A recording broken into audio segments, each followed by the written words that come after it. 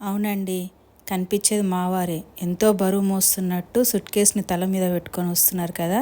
అదేం కాదండి. అది ఖాళీ సూట్‌కేసే. మేము కాంచీపురం వెళ్తున్నాము చీరల షాపింగ్ కోసం. మా ఇంట్లో శుభకార్యం ఉందండి. అదేంటో కాదు, మా అమ్మాయిది మ్యారేజ్ సెటిల్ అయింది. అయితే మా అమ్మాయితో పాటు మా అక్క కొడుకుది కూడా ఉంది. 2 నెలల తేడాతోటి ఇద్దరు పెళ్ళిళ్ళు ఉన్నాయి. కాబట్టి పెళ్ళంటే చీరల షాపింగ్ కంపల్సరీ కదండి. అది కూడా 2 పెళ్ళిళ్ళు. తగ్గేదే లేదనుకొని మేము కాంచీపురంకి వెళ్ళాము చీరలు తీసుకురావడానికి.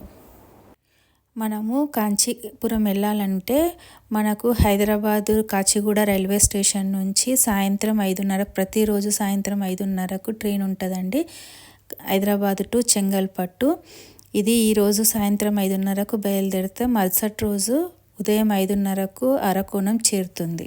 డైరెక్ట్ కంచి వరకు అయితే ట్రైన్ లేదండి. అరకోణంలో దిగి అరకోణం నుంచి కంచికి 30 కిలోమీటర్స్ ఉంటుంది.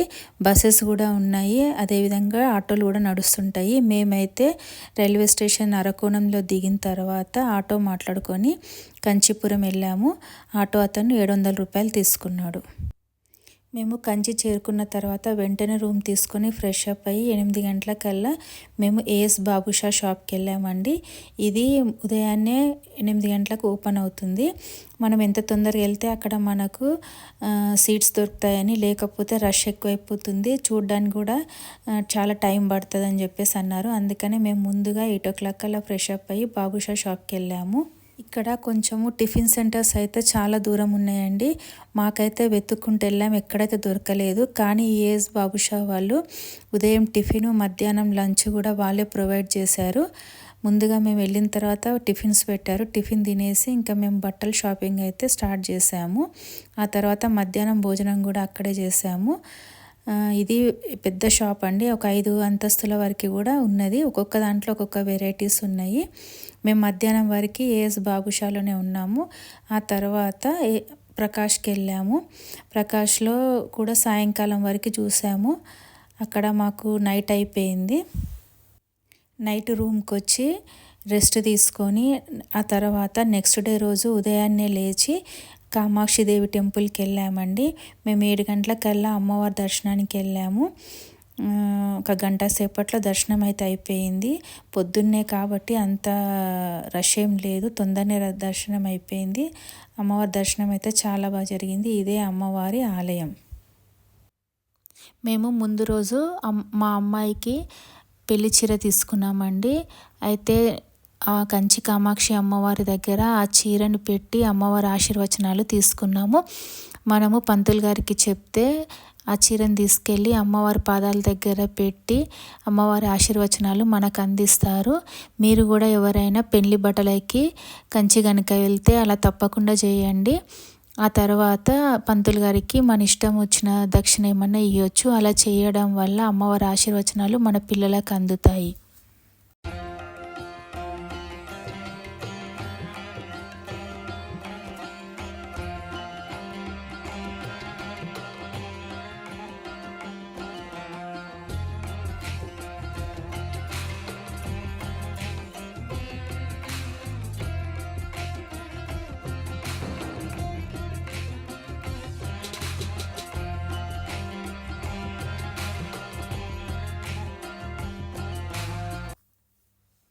దర్శనం పూర్తయిన తర్వాత మేము ఏఎల్ కందస్వామి షాప్కి వెళ్ళామండి. దీన్నే చెట్టు కింద షాప్ అని కూడా అంటారు.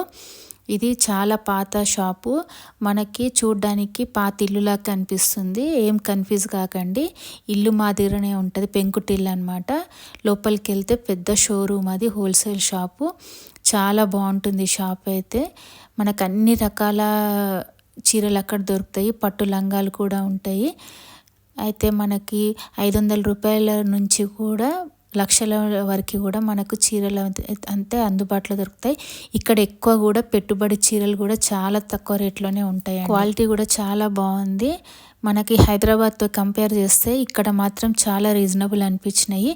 పెళ్ళిళ్ళకైతే మనం కంపల్సరీ రావచ్చండి, పెట్టుబడి చీరలు ఉంటాయి కాబట్టి ఎక్కువ మోతాదులో తీసుకుంటాం కాబట్టి కంపల్సరీ ఇక్కడ రావచ్చు. అయితే 1-2 రోజులు మాత్రం సరిపోదండి, కనీసం 3 రోజులన్నా పడుతుంది. అయితే ఇక్కడ ఆటో వాళ్ళు మాత్రం చాలా మోసం చేస్తున్నారండి.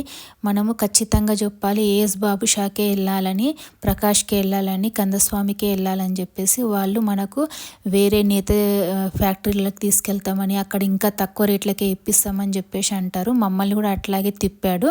కానీ మేము వేరే షాపులు వద్దు, మాకు ఖచ్చితంగా ఈ 3 షాపులే కావాలని చెప్పేసి గట్టిగా మాట్లాడాలండి. అప్పుడైతేనే మనకు ఈ 3 షాపులకు వెళ్ళొచ్చు. ఈ 3 మనకు రీజనబుల్ ఉన్నాయి అక్కడైతే. అయితే ఏఎస్ బాబుషాల ప్రకాష్లో మాత్రం 5% డిస్కౌంట్ ఇస్తున్నారండి. కందస్వామిలో మాత్రము కొంచెము పర్వాలేదు, ఇంకా ఎక్కువనే ఇస్తున్నాడు. నాకైతే కందస్వామిలో చాలా బాగా నచ్చినాయి. శారీస్ లైట్ వెయిట్లో కూడా ఉన్నాయి, క్వాలిటీ కూడా చాలా బాగున్నాయి, రేట్స్ కూడా రీజనబుల్ అనిపించింది. మేమైతే కందస్వామిలో ఎక్కువ చీరలు తీసుకున్నాము. ఇక్కడ కంచిలో క్వాలిటీ అయితే చాలా బాగుందండి. రేట్లు కూడా మన హైదరాబాద్తో కంపేర్ చేస్తే చాలా తేడా ఉంది. నాకైతే చాలా బాగా నచ్చింది. రావడం వల్ల మంచి అయ్యిందని అనుకున్నాను. నాకైతే రీజనబుల్ పడ్డట్టే అనిపించింది. మీరు కూడా ఒకసారి వెళ్ళి చూడండి. అయితే కంచికి షాపింగ్కి వస్తే మాత్రం 1-2 డేస్ అయితే సరిపోదండి, ఖచ్చితంగా చెప్తున్నాం. 3-4 రోజులు అయితే ఈజీగా పడుతుంది. అయితే మేము 1.5 డేలోనే షాపింగ్ చేయాల్సి వచ్చింది. మీరు అనుకుంటుండొచ్చు 2 పెళ్ళిళ్ళు పెట్టుకొని 1.5 డేలో ఏం టైం సరిపోయిందని. నిజమేనండి, అస్సలు టైం సరిపోలేదు. మళ్ళీ వచ్చిన తర్వాత హైదరాబాద్లో మళ్ళీ షాపింగ్ చేయాల్సి వచ్చింది. అందుకే చెప్తున్నా, మీరైతే ఒక 3 రోజులన్నా టైం తీసుకొని వెళ్ళండి. అయితే మా పిల్లలకి జాబ్ పరంగా టైం సెట్ కావడం లేదనేసి మేము సాటర్డే సండే చూసుకొని ఫ్రైడే నైట్ బయలుదేరామండి. సాటర్డే అంతా షాపింగ్ చేసాము. సండే రోజు మళ్ళీ మాకు రిటర్న్ 6 o'clock అరకోణం నుంచి ట్రైన్ హైదరాబాద్కి ఉంది. అయితే కంచి నుంచి అరకోణంకి 30 kilometers, 1 hour అన్న పడుతుంది.